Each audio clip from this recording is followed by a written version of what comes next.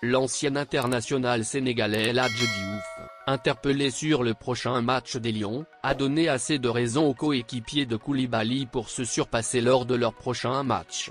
Les Lions sont obligés de remporter leur troisième match de la phase des poules pour évincer son adversaire de la deuxième place et se qualifier au second tour. Le Sénégal jouera l'Équateur ce mardi 29 novembre 2022.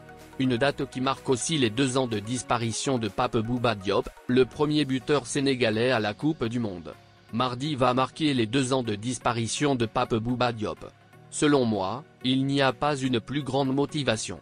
Et cela nous fait penser à Bruno Metsu, Bokanedé, ces personnes qui ont toujours eu les mots durant ces moments pour nous galvaniser. Donc, je pense que les Lions sont prêts à leur rendre hommage, a déclaré son ancien coéquipier El Hadji Ousseynou Diouf. Battu par le Japon lors de sa première sortie, l'Allemagne devait absolument éviter un nouveau revers face à une Aurora qui avait écrasé le Costa Rica. Et c'est ce que les hommes d'Hansi-Flick ont réussi à faire. Sans surprise, l'Espagne a eu la maîtrise du ballon dans ce match, notamment pendant les 20 premières minutes. Mais l'Aurora se faisait souvent peur sur les transitions allemandes.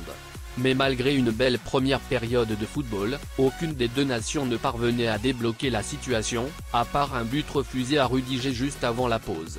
C'est en seconde période que les choses vont beaucoup plus bouger, avec notamment l'ouverture du score d'Alvaro Morata à la 62e minute, avant que les Allemands n'égalisent à la 83e minute sur une réalisation de Niklas Füllkrug.